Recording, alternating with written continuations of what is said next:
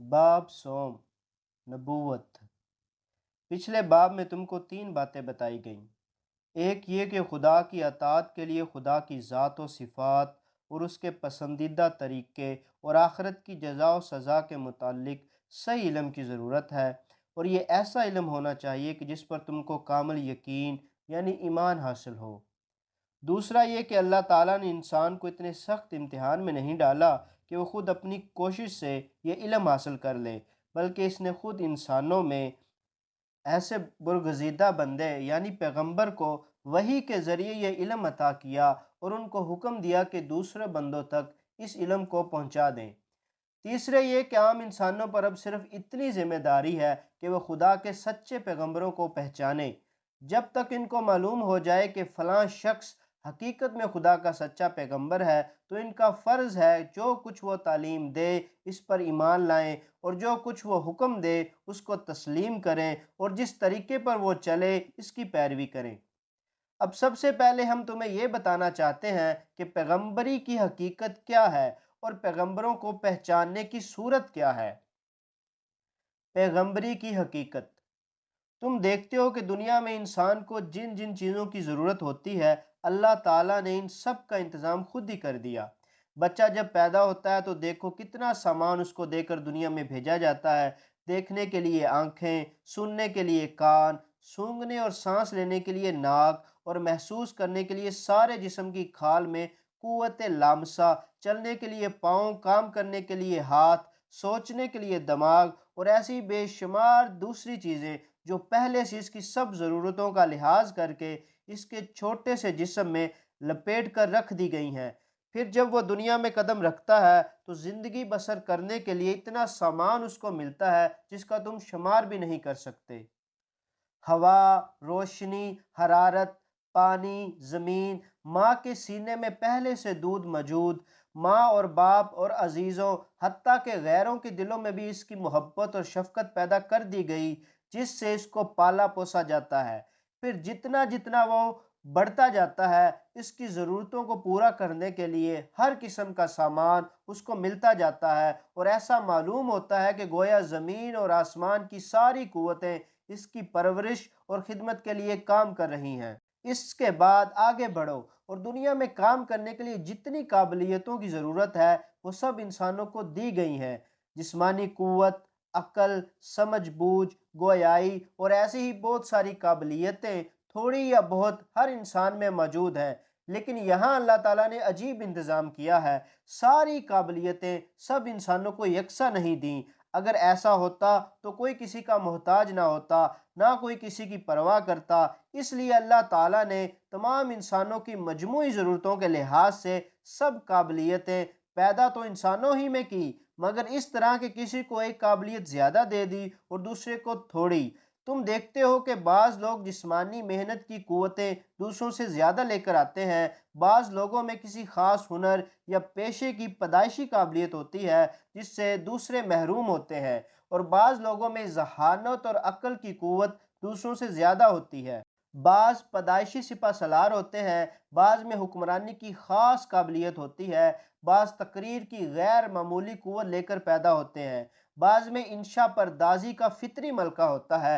کوئی ایسا شخص پیدا ہوتا ہے کہ اس کا دماغ ریاضی میں خوب لڑتا ہے، حتیٰ کہ اس فن کے بڑے بڑے پیچیدہ سوال اس طرح حل کر دیتا ہے کہ دوسروں کے ذہن وہاں تک نہیں پہنچتے۔ ایک دوسرا شخص ایسا ہوتا ہے جو عجیب عجیب چیزیں ایجاد کرتا ہے اور اس کی ایجادوں کو دیکھ کر دنیا دھنگ رہ جاتی ہے، اور ایک اور ایسا بے نظیر قانونی دماغ لے کر آتا ہے کہ قانون کے جو نکتے برسوں غور کرنے کے بعد بھی دوسروں کی سمجھ میں نہیں آتے، اس کی نظر خود بخود ان تک پہنچ جاتی ہے۔ یہ خدا کی دین ہے۔ کوئی شخص اپنے اندر یہ قابلیتیں پیدا نہیں کر سکتا، نہ تعلیم و تربیت سے یہ چیزیں پیدا ہوتی ہیں۔ دراصل یہ پیدائشی قابلیتیں ہیں، اور خدا اپنی حکمت سے جس کو جو قابلیت چاہتا ہے عطا کرتا ہے۔ خدا کی اس بخشش پر بھی غور کرو گے تو تم کو معلوم ہوگا انسانی تمدن کے لیے جن قابلیتوں کی ضرورت ہوتی ہے وہ زیادہ انسانوں میں پیدا کی جاتی ہیں، اور جن کی ضرورت جس قدر کم ہوتی ہے وہ اسی قدر کم آدمیوں میں پیدا کی جاتی ہیں۔ سپاہی بہت زیادہ ہوتے ہیں، کسان، بڑھائی اور لوہار اور ایسے ہی دوسرے کاموں کی آدمی کثرت سے پیدا ہوتے ہیں، مگر علمی اور دماغی قوت رکھنے والے، سیاست اور سپہ سالاری کی قابلیت رکھنے والے کم پیدا ہوتے ہیں۔ پھر وہ لوگ اور بھی زیادہ کامیاب ہوتے ہیں جو کسی خاص فن میں غیر معمولی قابلیت کے مالک ہوں، کیونکہ ان کے کارنامے صدیوں کے لیے انسانوں کو اپنے جیسے ماہر فن کی ضرورت سے بے نیاز کر دیتے ہیں۔ اب سوچنا چاہیے کہ دنیا میں انسانی تمدن کو کامیاب بنانے کے لیے صرف یہی ایک ضرورت تو نہیں کہ انسانوں میں انجینئر، ریاضی دان، سائنسدان، قانون دان، سیاست کے ماہر، معاشیات کے باکمال اور مختلف پیشوں کی قابلیت رکھنے والے لوگ ہی پیدا ہوں۔ ان سب سے بڑھ کر ایک اور بھی تو ضرورت ہے، اور وہ یہ کہ ایک ایسا بھی انسان ہو جو خدا کا راستہ بتائے۔ دوسرے لوگ تو صرف یہ بتانے والے ہیں کہ اس دنیا میں انسان کے لیے کیا ہے اور اس کو کس کس طرح برتا جا سکتا ہے، مگر کوئی یہ بتانے والا بھی تو ہونا چاہیے کہ انسان خود کس کے لیے ہے، انسان کو دنیا میں یہ سب سامان کس نے دیا ہے، اور اس دینے والے کی مرضی کیا ہے، تاکہ انسان اسی کے مطابق دنیا میں زندگی بسر کر کے یقینی اور دائمی کامیابی حاصل کر لے۔ یہ انسان کی اصلی اور سب سے بڑی ضرورت ہے، اور عقل یہ ماننے سے انکار کرتی ہے کہ جس خدا نے ہماری چھوٹی چھوٹی ضرورتوں کو پورا کرنے کا انتظام کیا ہے، اس نے ایسی اہم ضرورت کو پورا کرنے سے غفلت برتی ہوگی۔ نہیں، ایسا ہرگز نہیں ہے۔ خدا نے جس طرح ایک ایک ہنر، ایک ایک علم و فن کی خاص قابلیت رکھنے والے انسان پیدا کیے ہیں، اسی طرح ایسے انسان بھی پیدا کیے ہیں جن میں خود خدا کی پہچاننے کی اعلیٰ قابلیت تھی۔ اس نے اس کو دین اور اخلاق اور شریعت کا علم اپنے پاس سے عطا کیا، اور ان کو اس خدمت پر مقرر کیا کہ دوسرے لوگوں کو ان چیزوں کی تعلیم دے۔ یہی وہ لوگ ہیں جن کو ہماری زبان میں نبی، رسول یا پیغمبر کہا جاتا ہے۔ پیغمبر کی پہچان: جس طرح دوسرے علوم و فنون کے باکمال لوگ ایک خاص قسم کا ذہن اور ایک خاص قسم کی طبیعت لے کر پیدا ہوتے ہیں، اسی طرح پیغمبر بھی ایک خاص قسم کی طبیعت لے کر آتے ہیں۔ ایک پیدائشی شاعر کا کلام سنتے ہی ہم کو معلوم ہو جاتا ہے کہ یہ شاعری کی خاص قابلیت لے کر پیدا ہوا ہے، کیونکہ دوسرے لوگ خواہ کتنی ہی کوشش کریں ویسا شعر نہیں کہہ سکتے۔ اسی طرح ایک پیدائشی مقرر، ایک پیدائشی انشا پرداز، ایک پیدائشی موجد، پیدائشی لیڈر بھی اپنے کارناموں سے صاف پہچان لیا جاتا ہے، کیونکہ ان میں سے ہر ایک اپنے کام میں غیر معمولی قابلیت کا اظہار کرتا ہے جو دوسروں میں نہیں ہوتی۔ ایسا حال ہی پیغمبر کا بھی ہے۔ اس کے ذہن میں وہ باتیں آتی ہیں جو دوسرے لوگوں کے وہم و گمان میں بھی نہیں آتی۔ وہ ایسے مضامین بیان کرتا ہے جو اس کے سوا کوئی دوسرا انسان بیان نہیں کر سکتا۔ اس کی نظر ایسی باریک باتوں تک خود بخود پہنچ جاتی ہے جن تک دوسروں کی نظریں برسوں کے غور و فکر کے بعد بھی نہیں پہنچتی۔ وہ جو کچھ کہتا ہے ہماری عقل اس کو قبول کرتی ہے، ہمارا دل گواہی دیتا ہے کہ ضرور ایسا ہی ہونا چاہیے۔ دنیا کے تجربات اور کائنات کے مشاہدوں سے اس کی ایک ایک بات سچی ثابت ہوتی ہے، لیکن اگر ہم خود ویسی بات کہنا چاہیں تو نہیں کہہ سکتے۔ پھر اس کی طبیعت ایسی پاکیزہ ہوتی ہے کہ وہ ہر معاملے میں سچا، سیدھا اور شریفانہ طریقہ اختیار کرتا ہے۔ وہ کبھی کوئی غلط بات نہیں کرتا، کوئی برا کام نہیں کرتا، ہمیشہ نیکی اور صداقت کی تعلیم دیتا ہے، اور جو کچھ دوسروں سے کہتا ہے اس پر خود عمل کر کے دکھاتا ہے۔ اس کی زندگی میں کوئی ایسی مثال نہیں ملتی کہ وہ جو کچھ کہے اس کے خلاف عمل کرے۔ اس کے قول یا عمل میں کوئی ذاتی غرض نہیں ہوتی۔ وہ دوسروں کے بھلے کی خاطر خود نقصان اٹھاتا ہے اور اپنے بھلے کے لیے کسی کا نقصان نہیں کرتا۔ اس کی ساری زندگی سچائی، شرافت، پاک تینتی، بلند خیالی اور اعلیٰ درجے کی انسانیت کا نمونہ ہوتی ہے، جس میں ڈھونڈنے سے بھی کوئی عیب نظر نہیں آتا۔ انہی چیزوں کو دیکھ کر صاف پہچان لیا جاتا ہے کہ یہ شخص خدا کا سچا پیغمبر ہے۔ پیغمبر کی اطاعت: جب یہ معلوم ہو جائے کہ فلاں شخص خدا کا سچا پیغمبر ہے تو اس کی بات ماننا، اس کی اطاعت کرنا اور اس کے طریقے کی پیروی کرنا ضروری ہے۔ یہ بات بالکل خلاف عقل ہے کہ تم کو ایک شخص کو پیغمبر بھی تسلیم کرو اور پھر اس کی بات بھی نہ مانو، اس لیے کہ پیغمبر تسلیم کرنے کے معنی یہ ہیں تم نے مان لیا کہ وہ جو کچھ کر رہا ہے اور جو کچھ کہہ رہا ہے خدا کی مرضی کے مطابق کر رہا ہے۔ اب تم جو کچھ اس کے خلاف کہو گے یا کرو گے وہ خدا کے خلاف ہوگا، اور جو بات خدا کے خلاف ہو وہ کبھی حق نہیں ہو سکتی۔ لہٰذا کسی کو پیغمبر تسلیم کرنے سے یہ بات خود بخود لازم ہو جاتی ہے کہ اس کی بات کو بے چون و چرا مان لیا جائے اور اس کے حکم کے آگے سر جھکا دیا جائے، خواہ اس کی حکمت اور اس کا فائدہ تمہاری سمجھ میں آئے یا نہ آئے۔ جو بات پیغمبر کی طرف سے ہے، اس کا پیغمبر کی طرف سے ہونا ہی اس بات کی دلیل ہے کہ وہ سچی ہے، اور تمام مصلحتیں اور حکمتیں اس میں موجود ہیں۔ اگر تمہاری سمجھ میں کسی بات کی مصلحت نہیں آتی تو اس کے معنی یہ نہیں کہ اس بات میں کوئی خرابی ہے، بلکہ اس کے معنی یہ ہیں خود تمہاری سمجھ میں کوئی خرابی ہے۔ جو شخص کسی فن کا ماہر نہیں ہے، ظاہر ہے وہ کسی فن کی باریکیوں کو نہیں سمجھ سکتا، لیکن وہ کتنا بے وقوف ہوگا اگر وہ ماہر فن کی بات کو محض اس وجہ سے نہ مانے کہ اس کی سمجھ میں وہ بات نہیں آتی۔ دیکھو، دنیا کے ہر کام میں اس کے ماہر کی ضرورت ہوتی ہے، اور ماہر کی طرف رجوع کرنے کے بعد اس پر پورا بھروسہ کیا جاتا ہے اور اس کے کام میں دخل نہیں دیا جاتا، کیونکہ سب لوگ سب کاموں کے ماہر نہیں ہو سکتے اور نہ دنیا بھر کی تمام چیزوں کو سمجھ سکتے ہیں۔ تمہیں اپنی تمام عقل اور ہوشیاری صرف اس بات میں صرف کرنی چاہیے کہ ایک بہترین ماہر فن کو تلاش کرو۔ جب کسی کے متعلق تمہیں یقین ہو جائے کہ وہ بہترین ماہر فن ہے تو تم اس پر بھروسہ کرنا چاہیے، پھر اس کے کاموں میں دخل دینا، ایک ایک بات کے متعلق یہ کہنا کہ پہلے ہمیں سمجھا دو ورنہ ہم نہ مانیں گے، عقل مندی نہیں بلکہ سراسر بے وقوفی ہے۔ کسی وکیل کو مقدمہ سپرد کرنے کے بعد تم ایسی حجتیں کرو کہ وہ تمہیں اپنے دفتر سے نکال دے گا، کسی ڈاکٹر سے تم اس کی ایک ایک ہدایت پر دلیل پوچھو گے، وہ تمہارا علاج چھوڑ دے گا۔ ایسا ہی معاملہ مذہب کا بھی ہے۔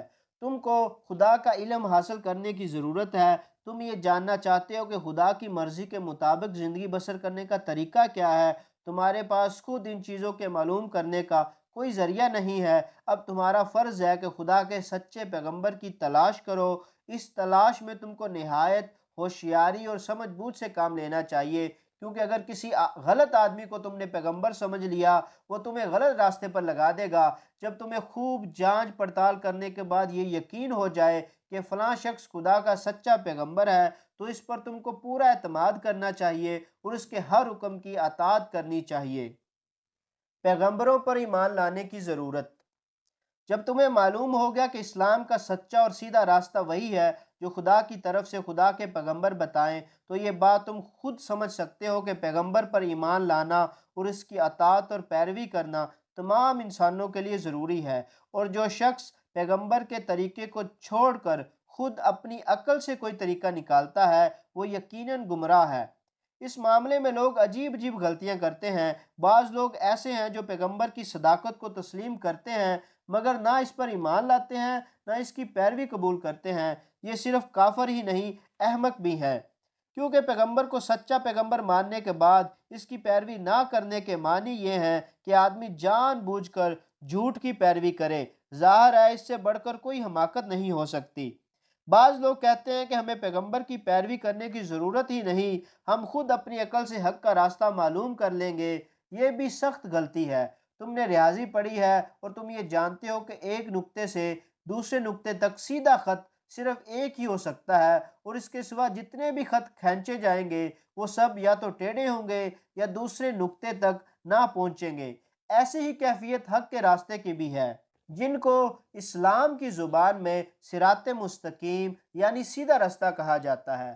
یہ راستہ انسان سے شروع ہو کر خدا تک جاتا ہے، اور ریاضی کے اسی قاعدے کے مطابق یہ بھی ایک ہی راستہ ہوتا ہے۔ اس کے سوا جتنے راستے بھی ہوں گے یا تو سب ٹیڑھے ہوں گے یا خدا تک نہ پہنچیں گے۔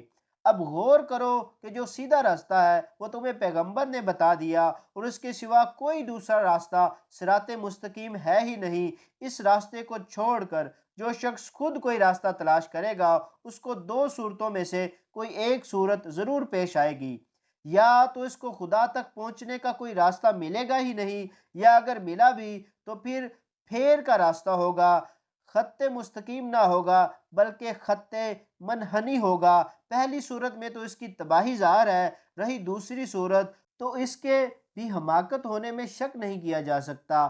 ایک بے عقل جانور بھی ایک جگہ سے دوسری جگہ جانے کے لیے خط منحنی کو چھوڑ کر خط مستقیم ہی کو اختیار کرتا ہے۔ پھر اس انسان کو تم کیا کہو گے جس کو خدا کا ایک نیک بندہ سیدھا راستہ بتائے اور وہ کہے کہ نہیں، میں تیرے بتائے ہوئے راستے پر نہیں چلوں گا، بلکہ خود ٹیڑھے راستوں پر بھٹک کر منزل مقصود تلاش کر لوں گا۔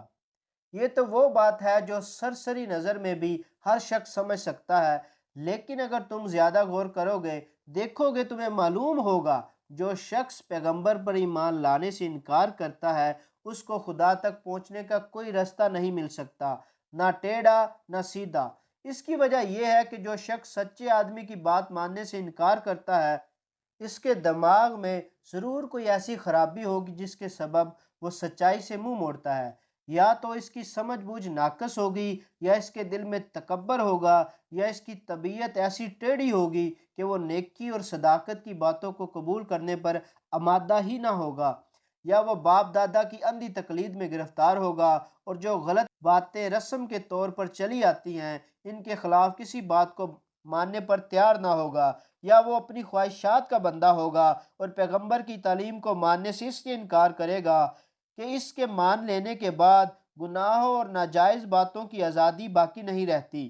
یہ تمام اسباب ایسے ہیں کہ اگر ان میں سے کوئی ایک سبب بھی کسی شخص میں موجود نہ ہو تو اس کو خدا کا راستہ ملنا غیر ممکن ہے، اور اگر کوئی سبب بھی موجود نہ ہو تو یہ ناممکن ہے کہ ایک سچا، غیر متعصب اور نیک آدمی ایک سچے پیغمبر کی تعلیم قبول کرنے سے انکار کر دے گا۔ سب سے بڑی بات یہ ہے کہ پیغمبر خدا کی طرف سے بھیجا ہوا ہوتا ہے، اور خدا ہی کا یہ حکم ہے کہ اس پر ایمان لاؤ اور اس کی اطاعت کرو۔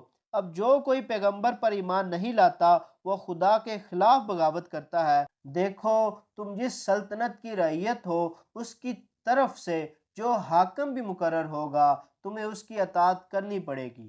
اگر تم اس کو حاکم تسلیم کرنے سے انکار کرو گے تو اس کے معنی یہ ہوں گے تم نے خود سلطنت کے خلاف بغاوت کی ہے۔ سلطنت کو ماننا اور اس کے مقرر کیے ہوئے حاکم کو نہ ماننا دونوں بالکل متضاد باتیں ہیں۔ ایسی ہی مثال خدا اور اس کے بھیجے ہوئے پیغمبر کی بھی ہے۔ خدا تمام انسانوں کا حقیقی بادشاہ ہے۔ جس شخص کو اس نے انسان کی ہدایت کے لیے بھیجا ہے اور جس کی اطاعت کا حکم دیا ہے، ہر انسان کا فرض ہے کہ اس کو پیغمبر تسلیم کرے اور ہر دوسری چیز کی پیروی چھوڑ کر صرف اسی کی پیروی کرے۔ اس سے منہ موڑنے والا بہرحال کافر ہے، خواہ وہ خدا کو مانتا ہو یا نہ مانتا ہو۔ پیغمبری کی مختصر تاریخ۔ اب ہم تم کو بتاتے ہیں کہ نوح انسانی میں پیغمبری کا سلسلہ کس طرح شروع ہوا اور کس طرح ترقی کرتے کرتے ایک آخری اور سب سے بڑے پیغمبر پر ختم ہوا۔ تم نے سنا ہوگا اللہ تعالیٰ نے سب سے پہلے ایک انسان کو پیدا کیا، پھر اس انسان سے اس کا جوڑا پیدا کیا اور اس جوڑے کی نسل چلائی جو بے شمار صدیوں میں پھیلتے پھیلتے تمام روئے زمین پر چھا گئی۔ دنیا میں جتنے انسان بھی پیدا ہوئے ہیں وہ سب اسی ایک جوڑے کی اولاد ہیں۔ تمام قوموں کی مذہبی اور تاریخی روایات متفق ہیں کہ نوح انسان کی ابتدا ایک ہی انسان سے ہوئی۔ سائنس کی تحقیقات سے بھی ثابت نہیں ہوا کہ زمین کے مختلف حصوں میں الگ الگ انسان بنائے گئے تھے، بلکہ سائنس کے اکثر علماء بھی یہی قیاس کرتے ہیں کہ پہلے ایک ہی انسان پیدا ہوا ہوگا اور انسان کی موجودہ نسل دنیا میں جہاں کہیں پائی گئی ہے اسی ایک شخص کی اولاد ہے۔ ہماری زبان میں اس پہلے انسان کو آدم علیہ السلام کہتے ہیں۔ اسی سے لفظ آدمی نکلا ہے جو انسان کا ہم معنی ہے۔ اللہ تعالیٰ نے سب سے پہلا پیغمبر حضرت آدم علیہ السلام کو بنایا اور ان کو حکم دیا کہ وہ اپنی اولاد کو اسلام کی تعلیم دیں، یعنی ان کو یہ بتائیں کہ تمہارا اور تمام دنیا کا خدا ایک ہے، اسی کی تم عبادت کرو، اسی کے آگے سر جھکاؤ اور اسی سے مدد مانگو اور اسی کی مرضی کے مطابق دنیا میں نیکی اور انصاف کی زندگی بسر کرو۔ اگر تم ایسا کرو گے تو تم کو اچھا انعام ملے گا، اور اگر اس کی اطاعت سے منہ موڑو گے تو بڑی سزا پاؤ گے۔ حضرت آدم علیہ السلام کی اولاد میں جو لوگ اچھے تھے وہ اپنے باپ کے بتائے ہوئے سیدھے راستے پر چلتے رہے، مگر جو لوگ برے تھے انہوں نے اسے چھوڑ دیا۔ رفتہ رفتہ ہر قسم کی برائیاں پیدا ہو گئیں۔ کسی نے سورج اور چاند اور تاروں کو پوجنا شروع کر دیا، کسی نے درختوں، جانوروں اور دریاؤں کی پرستش شروع کر دی، کسی نے خیال کیا کہ ہوا، پانی اور آگ اور بیماری اور تندرستی قدرت کی دوسری نعمتوں اور قوتوں کے خدا الگ الگ ہیں۔ ہر ایک کی پرستش کرنی چاہیے تاکہ سب خوش ہو کر ہم پر مہربان ہوں۔ اسی طرح جہالت کی وجہ سے شرک اور بت پرستی کی بہت سی صورتیں پیدا ہو گئیں جن سے بیسیوں نئے مذہب نکل آئے۔ یہ وہ زمانہ تھا جب کہ آدم کی نسل دنیا کے مختلف حصوں میں پھیل چکی تھی، مختلف قومیں بن گئی تھی، ہر قوم نے اپنا ایک نیا مذہب بنا لیا تھا، ہر ایک کی رسمیں الگ تھیں۔ خدا کو بھولنے کے ساتھ لوگ اس قانون کو بھی بھول گئے جو آدم علیہ السلام نے اپنی اولاد کو سکھایا تھا۔ لوگوں نے خود اپنی خواہشات کی پیروی شروع کر دی، ہر قسم کی بری رسمیں پیدا ہوئیں، ہر قسم کے جاہلانہ خیالات پھیلے، اچھے اور برے کی تمیز میں غلطیاں کی گئیں، بہت سی بری چیزیں اچھی سمجھ لی گئیں اور بہت سی اچھی چیزوں کو برا ٹھہرا لیا گیا۔ اب اللہ تعالیٰ نے ہر قوم میں پیغمبر بھیجنے شروع کیے جو لوگوں کو اسی اسلام کی تعلیم دینے لگے جس کی تعلیم اول حضرت آدم علیہ السلام نے انسانوں کو دی تھی۔ ان پیغمبروں نے اپنی اپنی قوموں کو بھولا ہوا سبق یاد دلایا، انہیں ایک خدا کی پرستش سکھائی، شرک اور بت پرستی سے روکا، جاہلانہ رسموں کو توڑا، خدا کی مرضی کے مطابق زندگی بسر کرنے کا طریقہ بتایا اور صحیح قوانین بتا کر ان کی پیروی کی ہدایت کی۔ ہندوستان، چین، عراق، ایران، مصر، افریقہ، یورپ، غرض دنیا کا کوئی ملک ایسا نہیں جہاں خدا کی طرف سے اس کے ایک سچے پیغمبر نہ آئے ہوں۔ ان سب کا مذہب ایک ہی تھا اور وہ یہی مذہب تھا جس کو ہم اپنی زبان میں اسلام کہتے ہیں۔ البتہ تعلیم کے طریقے اور زندگی کے قوانین ذرا مختلف تھے۔ ہر قوم میں جس قسم کی جہالت پھیلی ہوئی تھی اسی کو دور کرنے پر زور دیا گیا۔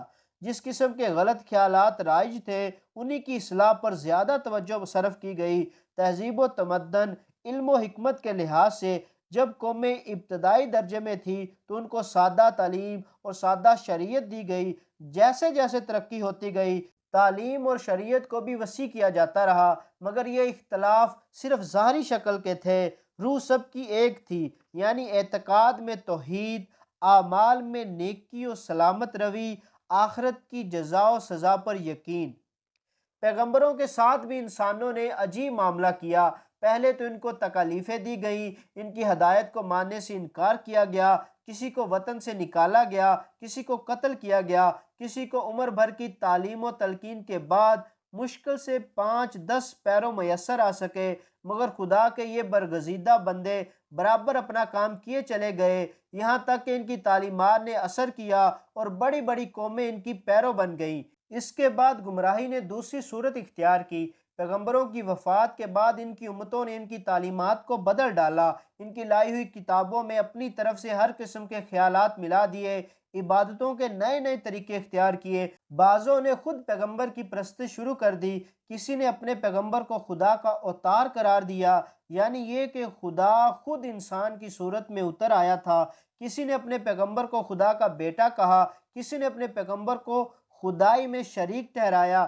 غرض انسان نے عجیب ستم ظریفی کی کہ جن لوگوں نے بتوں کو توڑا تھا انسان نے خود ہی ان کو بت بنا لیا۔ پھر جو شریعتیں یہ پیغمبر اپنی امتوں کو دے کر گئے تھے ان کو بھی طرح طرح سے بگاڑا گیا، ان میں ہر قسم کی جاہلانہ رسمیں ملا دی گئیں، افسانوی اور جھوٹی روایات کی آمیزش کر دی گئی، انسانوں کے بتائے ہوئے قوانین کو ان کے ساتھ غلط ملت کر دیا گیا، یہاں تک کہ چند صدیوں کے بعد یہ معلوم کرنے کا کوئی ذریعہ ہی باقی نہ رہا کہ پیغمبر کی اصلی تعلیم اور اصلی شریعت کیا تھی اور بعد والوں نے اس میں کیا ملا دیا۔ خود پیغمبر کی زندگی کے حالات بھی روایتوں میں ایسے گم ہو گئے کہ ان کے متعلق کوئی چیز بھی قابل اعتبار نہ رہی۔ تاہم پیغمبر کی کوششیں سب کی سب رائے گاہ نہیں گئیں، تمام ملاوٹوں کے باوجود کچھ نہ کچھ اصلی صداقت ہر قوم میں باقی رہ گئی۔ خدا کا خیال، آخرت کی زندگی کا خیال کسی نہ کسی صورت میں تمام قوموں کے اندر پھیل گیا۔ نیکی اور صداقت اور اخلاق کے چند اصول عام طور پر دنیا میں تسلیم کر لیے گئے اور تمام قوموں کے پیغمبروں نے الگ الگ ایک ایک قوم کو اس حد تک تیار کر دیا کہ دنیا میں ایک ایسے مذہب کی تعلیم پھیلائی جا سکے جو بلا امتیاز ساری نوع انسانیت کا مذہب ہو۔ جیسا کہ ہم نے تم کو اوپر بتایا، ابتداً ہر قوم میں الگ الگ پیغمبر آتے تھے اور ان کی تعلیم ان کی قوم ہی کے اندر محدود رہتی تھی۔ اس کی وجہ یہ تھی کہ اس وقت سب قومیں ایک دوسرے سے الگ تھیں، ان کے درمیان زیادہ میل جول نہ تھا، ہر قوم اپنے وطن کی حدود میں گویا مقید تھی۔ ایسی حالت میں کوئی عام اور مشرک تعلیم تمام قوموں میں پھیلنی بہت مشکل تھی۔ اس کے علاوہ مختلف قوموں کے حالات ایک دوسرے سے بالکل مختلف تھے۔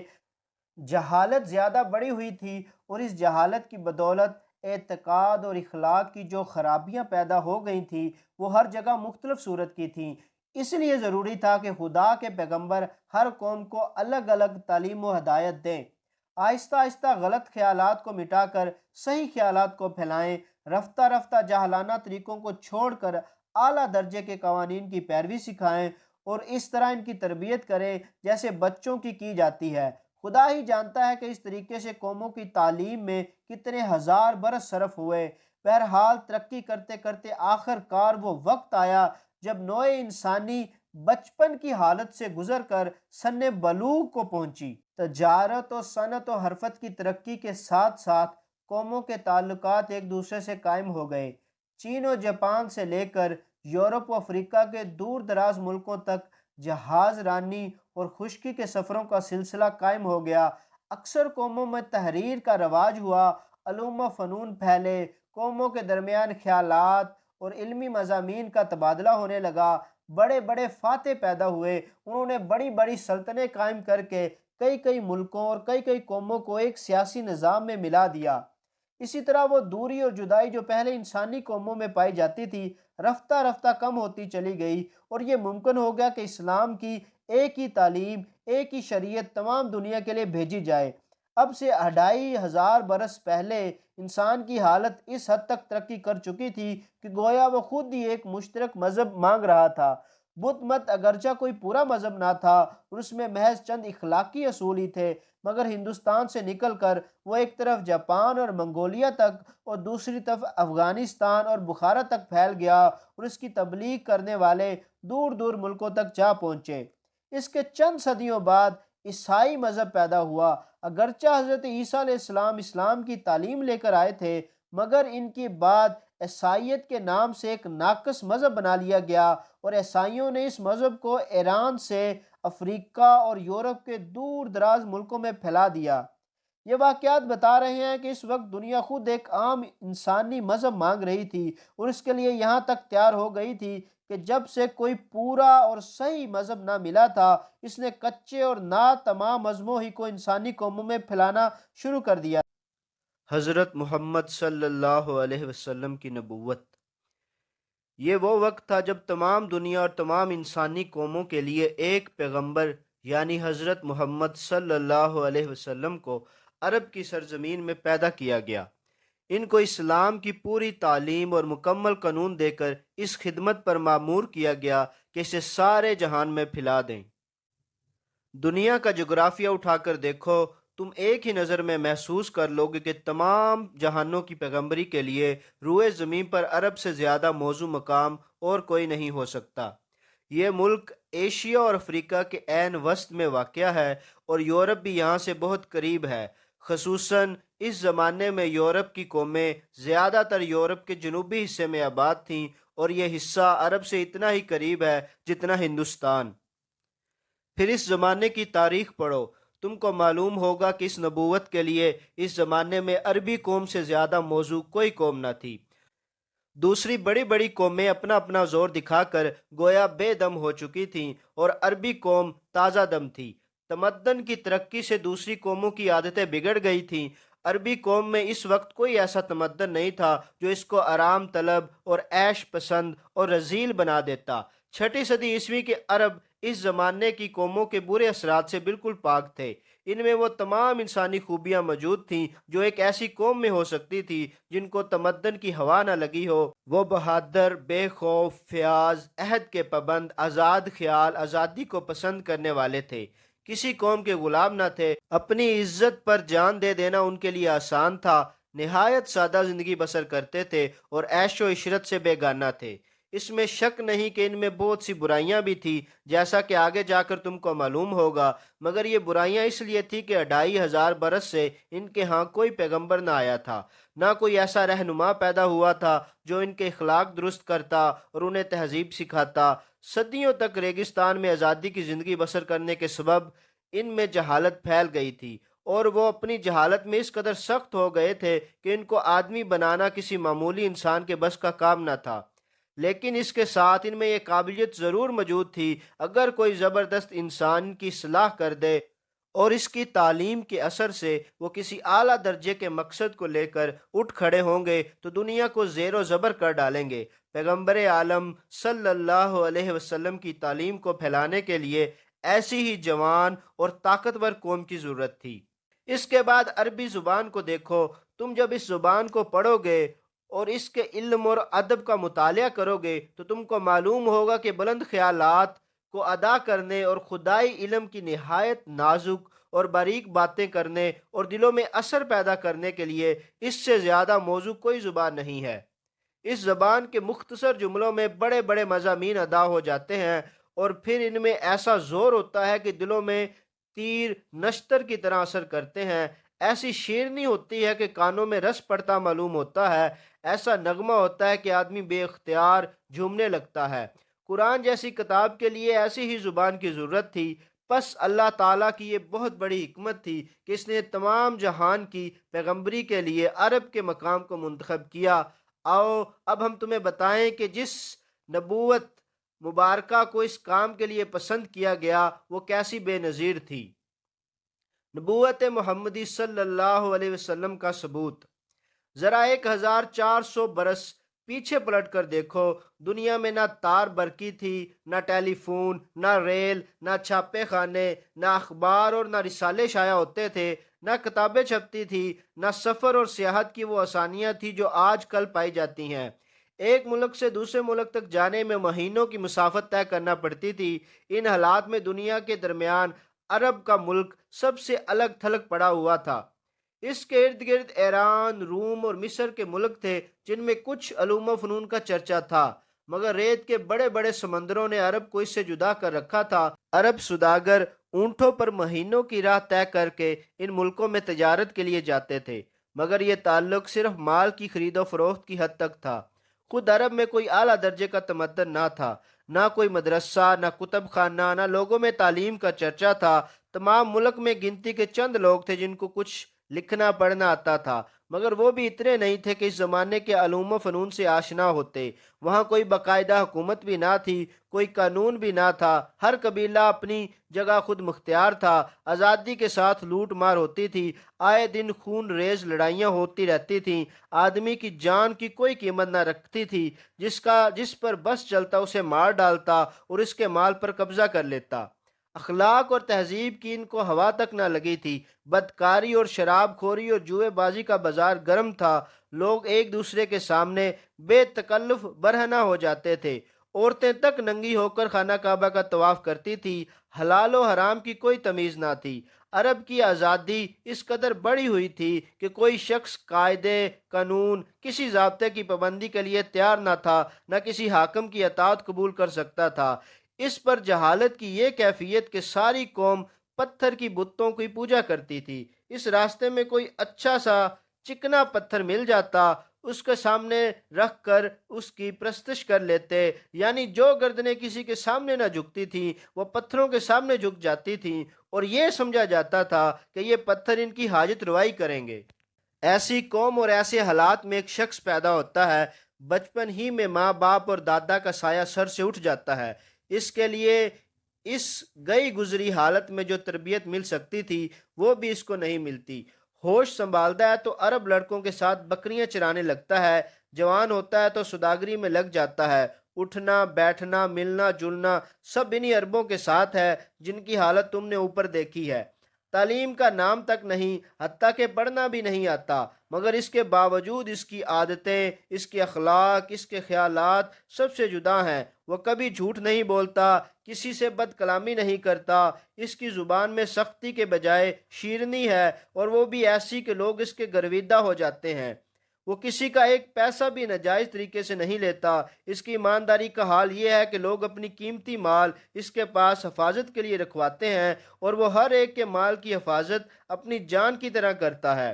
ساری قوم اس کی دیانت پر بھروسہ کرتی ہے اور اسے امین کے نام سے پکارتی ہے۔ اس کی شرم و حیا کا یہ عالم ہے کہ ہوش سنبھالنے کے بعد کسی نے اس کو برہنہ نہیں دیکھا۔ اس کی شائستگی کا یہ حال ہے کہ بدتمیز اور گندے لوگوں میں پلنے اور رہنے کے باوجود ہر بدتمیزی اور ہر گندگی سے نفرت کرتا ہے، اور اس کے ہر کام میں صفائی اور ستھرائی پائی جاتی ہے۔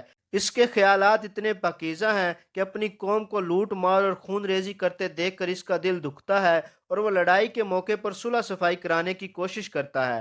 دل ایسا نرم ہے کہ ہر ایک کے دکھ میں شریک ہوتا ہے، یتیموں اور بیووں کی مدد کرتا ہے، بھوکوں کو کھانا کھلاتا ہے، مسافروں کی میزبانی کرتا ہے، کسی کو اس سے دکھ نہیں پہنچتا اور وہ خود دوسروں کی خاطر دکھ اٹھاتا ہے۔ پھر عقل ایسی صحیح ہے کہ بت پرستی کی اس قوم میں رہ کر بھی وہ بتوں سے نفرت کرتا ہے، کبھی کسی مخلوق کے آگے سر نہیں جھکاتا۔ اس کے اندر سے خود بخود آواز آتی ہے کہ زمین و آسمان میں جتنی چیزیں نظر آتی ہیں ان میں سے کوئی پوجنے کے لائق نہیں۔ اس کا دل آپ سے آپ کہتا ہے کہ خدا تو ایک ہی ہو سکتا ہے اور ایک ہی ہے۔ اس جاہل قوم میں یہ شخص اتنا ممتاز نظر آتا ہے، گویا پتھروں کے ڈھیر میں ایک ہیرا چمک رہا ہو یا گھٹا ٹوپ اندھیرے میں ایک شمع روشن ہے۔ 40 برس کے قریب اس طرح پاک صاف اعلیٰ درجے کی شریفانہ زندگی بسر کرنے کے بعد یہ شخص اس تاریکی سے جو اس کے چاروں طرف پھیلی ہوئی تھی گھبرا اٹھتا ہے۔ جہالت، بد اخلاقی، بد کرداری، بد نظمی اور شرک و بت پرستی کا یہ ہولناک سمندر جو اس کو گھیرے ہوئے تھا، اس سے وہ نکل جانا چاہتا ہے، کیونکہ یہاں کوئی چیز بھی اس کی طبیعت کے مناسب نہیں۔ آخر وہ آبادی سے دور ایک پہاڑ کی غار میں جا کر تنہائی اور سکون کے عالم میں کئی کئی دن گزارتا ہے، فاقے کر کے اپنی روح اور اپنے دل و دماغ کو اور زیادہ پاک صاف کرتا ہے، سوچتا ہے، غور و فکر کرتا ہے اور کوئی روشنی ڈھونڈتا ہے جس سے وہ اس چاروں طرف پھیلی ہوئی تاریکی کو دور کر دے۔ ایسی قوت و طاقت حاصل کرنا چاہتا ہے جس سے وہ اس بگڑی ہوئی دنیا کو توڑ پھوڑ کر پھر سے سنوار دے۔ یکا یک اس کی حالت میں ایک عظیم الشان تغیر رونما ہوتا ہے، ایک دم سے اس کے دل میں وہ روشنی آ جاتی ہے جس کو اس کی فطرت مانگ رہی تھی۔ اچانک اس کے اندر وہ طاقت بھر جاتی ہے جس کا ظہور اس سے پہلے کبھی نہ ہوا تھا۔ وہ غار کی تنہائی سے نکل آتا ہے، اپنی قوم کے پاس آتا ہے، اس سے کہتا ہے کہ یہ بت کسی کام کے نہیں، انہیں چھوڑ دو۔ یہ زمین، چاند، سورج، تارے، زمین و آسمان کی ساری قوتیں ایک خدا کی مخلوق ہیں۔ وہی تمہارا پیدا کرنے والا ہے، وہی رزق دینے والا ہے، وہی مارنے اور جلانے والا ہے۔ سب کو چھوڑ کر اسی کو پوجو، سب کو چھوڑ کر اسی سے اپنی حاجتیں طلب کرو۔ یہ چوری، لوٹ مار، شراب، جوا، بدکاریاں جو تم کرتے ہو سب گناہ ہیں، انہیں چھوڑ دو، خدا انہیں پسند نہیں کرتا۔ سچ بولو، انصاف کرو، نہ کسی کی جان لو، نہ کسی کا مال چھینو۔ جو کچھ لو حق کے ساتھ لو، جو کچھ دو حق کے ساتھ دو۔ تم سب انسان ہو، انسان اور انسان سب برابر ہیں۔ بزرگی اور شرافت انسان کی نسل اور نسب میں نہیں، رنگ و روپ اور مال و دولت میں نہیں، خدا پرستی، نیکی اور پاکیزگی میں ہے۔ جو شخص خدا سے ڈرتا ہے اور نیک اور پاک ہے وہی اعلی درجے کا انسان ہے، اور جو ایسا نہیں وہ کچھ بھی نہیں۔ مرنے کے بعد تم سب کو اپنے خدا کے پاس حاضر ہونا ہے۔ اس عادل حقیقی کے ہاں نہ کوئی سفارش کام آئے گی، نہ رشوت، نہ کسی کا نسب پوچھا جائے گا۔ وہاں صرف ایمان اور نیک عمل کی پوچھ ہوگی۔ جس کے پاس یہ سامان ہوگا وہ جنت میں جائے گا، اور جس کے پاس ان میں سے کچھ نہ ہوگا وہ نامراد دوزخ میں ڈالا جائے گا۔ جاہل قوم نے اس نیک انسان کو محض اس قصور میں ستانا شروع کیا کہ وہ ایسی باتوں کو برا کیوں کہتا ہے جو باپ دادا کے وقتوں سے ہوتی چلی آ رہی ہیں، اور ان باتوں کی تعلیم کیوں دیتا ہے جو بزرگوں کے طریقوں کے خلاف ہے۔ اسی قصور پر انہوں نے اسے گالیاں دیں، پتھر مارے، اس کے لیے جینا مشکل کر دیا، اس کے قتل کی سازشیں کی۔ 1 دن 2 دن نہیں، اکٹھے 13 برس تک سخت سے سخت ظلم توڑے، یہاں تک کہ اسے وطن چھوڑنے پر مجبور کر دیا، اور پھر وطن سے نکال کر بھی دم نہ لیا۔ جہاں اس نے پناہ لی تھی وہاں بھی کئی برس اس کو پریشان کرتے رہے۔ یہ سب تکالیفیں اس نیک انسان نے کس لیے اٹھائیں؟ صرف اس لیے کہ وہ تمام قوم کو سیدھا راستہ بتانا چاہتا تھا۔ اس کی قوم اسے بادشاہی دینے کے لیے تیار تھی، دولت کے ڈھیر اس کے قدموں میں ڈالنے پر آمادہ تھی، بشرطے کہ وہ اپنی اس تعلیم سے باز آ جائے۔ مگر اس نے سب چیزوں کو ٹھکرا دیا اور اپنی بات پر قائم رہا۔ کیا اس سے بڑھ کر نیک دلی اور صداقت تمہارے خیال میں آ سکتی ہے کہ کوئی شخص اپنے کسی فائدے کی خاطر نہیں، محض دوسروں کے بھلے کی خاطر تکلیفیں اٹھائے؟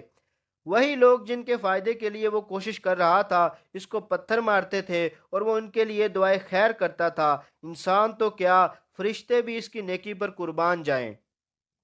پھر دیکھو جب ایک شخص اپنے غار سے یہ تعلیم لے کر نکلا تو اس میں کتنا بڑا انقلاب ہو گیا۔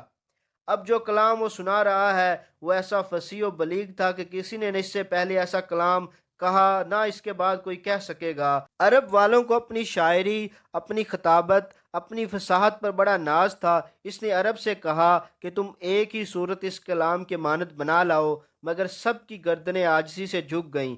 حد یہ ہے کہ خود اس شخص کو اپنی بول چال اور تقریر کی زبان بھی اتنے اعلیٰ درجے کی نہ تھی جتنی اس خاص کلام کی تھی۔ چنانچہ آج بھی جب ہم اس کی دوسری تقریروں کا مقابلہ اس کلام سے کرتے ہیں تو دونوں میں نمایاں فرق محسوس ہوتا ہے۔ اس ان پڑھ صحرا نشین انسان نے حکمت اور دانائی کی ایسی باتیں کہنا شروع کی کہ نہ اس سے پہلے کسی انسان نے کہی تھی، نہ اس کے بعد آج تک کوئی کہہ سکا، نہ 40 برس کی عمر سے پہلے خود اس کی زبان سے وہ کبھی سنی گئی تھیں۔ اس امی نے اخلاق، معاشرت، معیشت، سیاست اور انسانی زندگی کے تمام معاملات کے متعلق ایسے قوانین بنا کے بڑے بڑے عالم اور عاقل برسوں کے غور و خوض اور ساری عمر کے تجربات کے بعد مشکل سے ان حکمتوں کو سمجھ سکتے تھے، اور دنیا کے تجربات جتنے بڑھتے جاتے ان کی حکمتیں اور زیادہ کھلتی جاتی ہیں۔ 1300 برس سے زیادہ مدت گزر چکی ہے مگر آج بھی اس کے بنائے ہوئے قانون میں کسی ترمیم کی گنجائش نظر نہیں آتی۔ دنیا کے قانون ہزاروں مرتبہ بنے اور بگڑے، ہر آزمائش میں ناکام ہوئے اور ہر بار اس میں ترمیم کرنا پڑی، مگر اس صحرا نشین امی نے تنہا بغیر کسی دوسرے انسان کی مدد کے جو قانون بنا دیے، ان کی کوئی ایک دفعہ بھی ایسی نہیں جو اپنی جگہ سے ہٹائی جا سکتی ہے۔ اس نے 23 برس کی مدت میں اپنے اخلاق، اپنی نیکی و شرافت اور اپنی اعلیٰ تعلیم کے زور سے اپنے دشمنوں کو دوست بنا لیا، اپنے مخالفین کو موافق بنا لیا۔ بڑی بڑی طاقتیں اس کے مقابلے میں اٹھیں اور آخر کار شکست کھا کر اس کے قدموں میں آ رہیں۔ اس نے جب فتح پائی تو کسی دشمن سے بدلہ نہ لیا، کسی پر سختی نہ کی۔ جنہوں نے اس کے حقیقی چاچا کو قتل کیا تھا اور اس کا کلیجہ نکال کر چبا گئے تھے، ان کو بھی فتح پا کر اس نے معاف کر دیا۔ جنہوں نے اس کو پتھر مارے تھے، اس کو وطن سے نکالا تھا، ان کو فتح پا کر اس نے بخش دیا۔ اس نے کبھی کسی سے دغا نہ کیا، عہد کر کے کبھی نہ توڑا، جنگ میں بھی کسی پر زیادتی نہ کی۔ اس کے سخت سے سخت دشمن بھی کبھی اس پر کسی گناہ یا ظلم کا الزام نہ رکھ سکے۔ یہی نیکی تھی جس نے بالآخر تمام عرب کا دل موہ لیا۔ پھر اس نے اپنی تعلیم و ہدایت سے انہی عربوں کو جن کا حال تم اوپر پڑھ چکے ہو، وحشت اور جہالت سے نکال کر اعلیٰ درجے کی مہذب قوم بنا دیا۔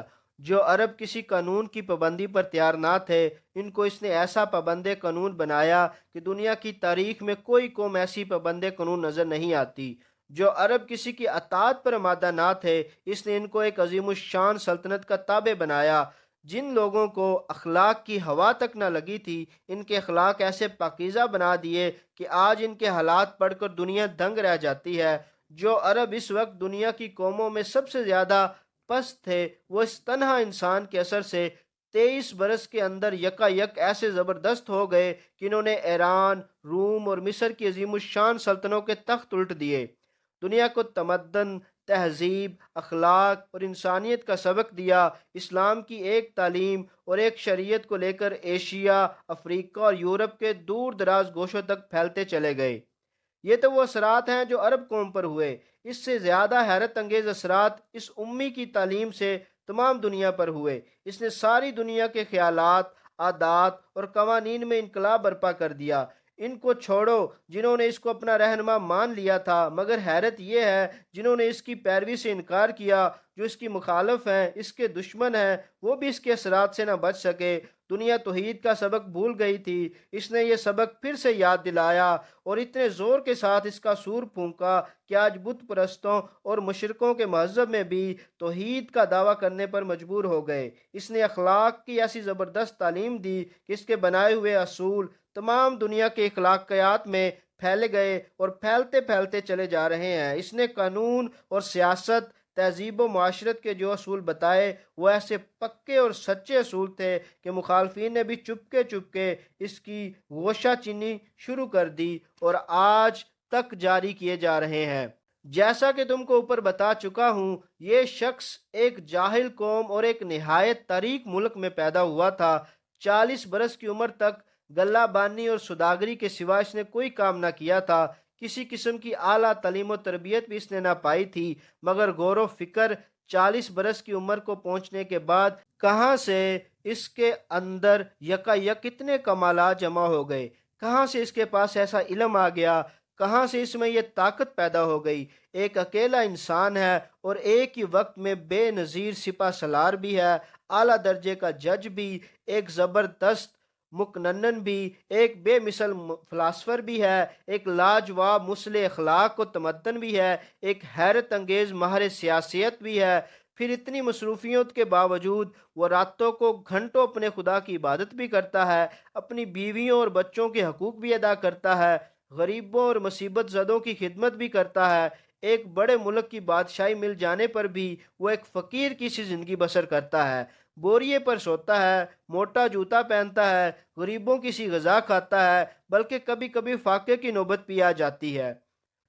یہ حیرت انگیز کمالات دکھا کر اگر وہ کہتا کہ میں انسان سے بالاتر ہستی ہوں، تب بھی کوئی اس کے دعوے کی تردید نہ کر سکتا۔ مگر جانتے ہو اس نے کیا کہا؟ اس نے یہ نہیں کہا کہ یہ سب میرے اپنے کمالات ہیں، اس نے ہمیشہ یہی کہا کہ میرے پاس کچھ بھی اپنا نہیں، سب کچھ خدا کا ہے اور خدا کی طرف سے ہے۔ میں جو کلام پیش کرتا ہوں، جس کی نظیر لانے سے سب انسان عاجز ہیں، یہ میرا کلام نہیں ہے، نہ میرے دماغ کی قابلیت کا نتیجہ ہے، یہ خدا کا کلام ہے اور اس کی ساری تعریفیں خدا کے لیے ہیں۔ میرے جتنے کام ہیں یہ بھی میری اپنی قابلیت سے نہیں ہے، محض خدا کی ہدایت سے ہیں۔ ادھر سے جو کچھ اشارہ ہوتا ہے وہی کرتا ہوں اور وہی کہتا ہوں۔ اب بتاؤ کہ ایسے سچے انسان کو خدا کا پیغمبر کیسے نہ مانا جائے؟ اس کے کمالات ایسے ہیں کہ تمام دنیا میں ابتدا سے لے کر آج تک ایک انسان بھی اس کی مدد نہیں ملتا، مگر اس کی ایسی سچائی کہ وہ ان کمالات پر فخر نہیں کرتا، ان کی تعریف خود حاصل نہیں کرنا چاہتا، بلکہ جس نے یہ سب کچھ دیا ہے صاف صاف اسی کا حوالہ دیتا ہے۔ کیا وجہ ہے کہ ہم اس کی تصدیق نہ کریں جب وہ خود اپنی خوبیوں کے متعلق کہتا ہے یہ خدا کی دی ہوئی ہیں؟ تو ہم کیوں کہیں کہ نہیں، یہ سب تیرے اپنے دماغ کی پیداوار ہے؟ جھوٹا آدمی تو دوسروں کی خوبیوں کو بھی اپنی طرف منسوب کرنے کی کوشش کرتا ہے، مگر یہ شخص ان خوبیوں کو بھی اپنی طرف منسوب نہیں کرتا جنہیں وہ آسانی کے ساتھ اپنی خوبیاں کہہ سکتا تھا، جن کے حاصل ہونے کا ذریعہ کسی کو معلوم بھی نہیں ہو سکتا، جن کی بنا پر اگر وہ انسانوں سے بالاتر ہونے کا بھی دعویٰ کرتا تو کوئی اس کی تردید نہ کر سکتا۔ پھر بتاؤ کہ اس سے زیادہ سچا انسان کون ہوگا؟ دیکھو، یہ ہیں ہمارے سرکار تمام جہان کے پیغمبر حضرت محمد مصطفیٰ صلی اللہ علیہ وسلم۔ ان کی پیغمبری کی دلیل خود ان کی سچائی ہے، ان کے عظیم الشان کارنامے، ان کے اخلاق، ان کی پاک زندگی کے واقعات سب تاریخوں سے ثابت ہیں۔ جو شخص صاف دل سے حق پسندی اور انصاف کے ساتھ ان کو پڑھے گا، اسی کا دل گواہی دے گا کہ وہ ضرور خدا کے پیغمبر ہیں۔ وہ کلام جو انہوں نے پیش کیا وہ یہی قرآن ہے جسے تم پڑھتے ہو۔ اس بے نظیر کتاب کو جو شخص بھی سمجھ کر کھلے دل سے پڑھے گا، اس کو اقرار کرنا پڑے گا کہ یہ ضرور خدا کی کتاب ہے۔ کوئی انسان ایسی کتاب تصنیف نہیں کر سکتا۔ ختم نبوت۔ اب تم کو جاننا چاہیے کہ اس زمانے میں اسلام کا سچا اور سیدھا راستہ معلوم کرنے کا کوئی ذریعہ محمد مصطفیٰ صلی اللہ علیہ وسلم کی تعلیم اور قرآن مجید کے سوا نہیں ہے۔ محمد صلی اللہ علیہ وسلم تمام نوع انسانی کے لیے خدا کے پیغمبر ہیں۔ ان پر پیغمبری کا سلسلہ ختم کر دیا گیا۔ اللہ تعالیٰ انسان کو جس قدر ہدایت دینا چاہتا ہے وہ سب کی سب اس نے اپنے آخری پیغمبر کے ذریعے سے بھیج دی۔ اب جو شخص حق کا طالب ہو اور خدا کا مسلم بندہ بننا چاہتا ہو، اس پر لازم ہے کہ خدا کے آخری پیغمبر پر ایمان لائے، جو کچھ تعلیم انہوں نے دی اس کو مانے اور جو طریقہ انہوں نے بتایا اس کی پیروی کرے۔ ختم نبوت پر دلائل۔ پیغمبر کی زندگی دراصل اس کی تعلیم اور ہدایت کی زندگی ہوتی ہے۔ جب تک اس کی تعلیم اور ہدایت زندہ ہے اس وقت تک گویا وہ خود زندہ ہے۔ پچھلے پیغمبر مر گئے کیونکہ جو تعلیم انہوں نے دی تھی دنیا نے اس کو بدل ڈالا۔ جو کتابیں وہ لائے تھے ان میں سے آج ایک بھی اصلی صورت میں موجود نہیں۔ خود ان کے پیرو بھی یہ دعویٰ نہیں کر سکتے کہ ہمارے پاس پیغمبر کی دی ہوئی اصلی کتابیں موجود ہیں۔ انہوں نے اپنے پیغمبروں کی سیرتوں کو بھلا دیا۔ پچھلے پیغمبروں میں سے ایک کے بھی صحیح اور معتبر حالات آج کہیں نہیں ملتے۔ یہ بھی یقین کے ساتھ نہیں کہا جا سکتا کہ وہ کس زمانے میں پیدا ہوئے، کہاں پیدا ہوئے، کیا کام انہوں نے کیے، کس طرح زندگی بسر کی، کن باتوں کی تعلیم دی اور کن باتوں سے روکا۔ یہی ان کی موت ہے۔ مگر محمد صلی اللہ علیہ وآلہ وسلم زندہ ہیں، کیونکہ ان کی تعلیم و ہدایت زندہ ہے۔ جو قرآن انہوں نے دیا وہ اپنے اصلی الفاظ کے ساتھ موجود ہے۔ اس میں ایک حرف، ایک نقطہ، ایک زیر و زبر کا بھی فرق نہیں آیا۔ ان کی زندگی کے حالات، ان کے اقوال، افعال سب کے سب محفوظ ہیں، اور 1300 برس سے زائد مدت گزر جانے کے بعد بھی تاریخ میں ان کا نقشہ ایسے صاف نظر آتا ہے کہ گویا ہم آپ صلی اللہ علیہ وسلم کو دیکھ رہے ہیں۔ دنیا کے کسی شخص کی زندگی بھی اتنی محفوظ نہیں جتنی آپ صلی اللہ علیہ وسلم کی زندگی محفوظ ہے۔ ہم اپنی زندگی کے ہر معاملے میں آپ صلی اللہ علیہ وسلم سے سبق لے سکتے ہیں۔ یہی اس بات کی دلیل ہے کہ آپ صلی اللہ علیہ وسلم کے بعد کسی دوسرے پیغمبر کی ضرورت نہیں۔ ایک پیغمبر کے بعد دوسرے پیغمبر آنے کی صرف 3 وجہیں ہو سکتی ہیں۔ نمبر 1، یا تو پہلے پیغمبر کی تعلیم و ہدایت مٹ گئی ہو اور اس کو پھر پیش کرنے کی ضرورت ہو۔ نمبر 2، یا پہلے پیغمبر کی تعلیم مکمل نہ ہو اور اس میں ترمیم یا اضافے کی ضرورت ہو۔ اور نمبر 3، یا پہلے پیغمبر کی تعلیم ایک خاص وقت تک محدود ہو اور دوسری قوم یا قوموں کے لیے دوسرے پیغمبر کی ضرورت ہو۔ یہ تینوں وجہیں اب باقی نہیں۔ حضرت محمد صلی اللہ علیہ وسلم کی تعلیم و ہدایت زندہ ہے، اور وہ ذرائع پوری طرح محفوظ ہیں جن سے ہر وقت یہ معلوم کیا جا سکتا ہے کہ حضور صلی اللہ علیہ وسلم کا دین کیا تھا، کیا ہدایت لے کر آپ آئے تھے، کس طریقے زندگی کو آپ نے رائج کیا اور کن طریقوں کو آپ نے مٹانے اور بند کرنے کی کوشش فرمائی۔ پس جب کہ آپ کی تعلیم و ہدایت مٹی ہی نہیں تو اس کو از سر نو پیش کرنے کے لیے کسی نبی کے آنے کی ضرورت نہیں ہے۔ آپ صلی اللہ علیہ وسلم کے ذریعے سے دنیا کو اسلام کی مکمل تعلیم دی جا چکی ہے۔ اب نہ اس میں کچھ گھٹانے بڑھانے کی ضرورت ہے اور نہ کوئی ایسا نقص باقی رہ گیا جس کی تکمیل کے لیے کسی نبی کی آنے کی حاجت ہو، لہٰذا دوسری وجہ بھی دور ہو گئی۔ آپ صلی اللہ علیہ وسلم کسی خاص قوم کے لیے نہیں بلکہ تمام دنیا کے لیے نبی بنا کر بھیجے گئے، اور تمام انسانوں کے لیے آپ کی تعلیم کافی ہے، لہٰذا اب کسی خاص قوم کے لیے الگ نبی آنے کی ضرورت بھی نہیں۔ اس طرح تیسری وجہ بھی دور ہو گئی۔ اسی بنا پر آپ صلی اللہ علیہ وسلم کو خاتم النبیین کہا گیا، یعنی سلسلہ نبوت کو ختم کر دینے والا۔ اب دنیا کو کسی دوسرے نبی کی ضرورت نہیں بلکہ صرف ایسے لوگوں کی ضرورت ہے جو آپ کے طریقوں پر خود چلیں اور دوسروں کو چلائیں، آپ کی تعلیمات کو سمجھیں، ان پر عمل کریں اور دنیا میں اس قانون کی حکومت قائم کریں جس کو لے کر آپ صلی اللہ علیہ وآلہ وسلم تشریف لائے تھے۔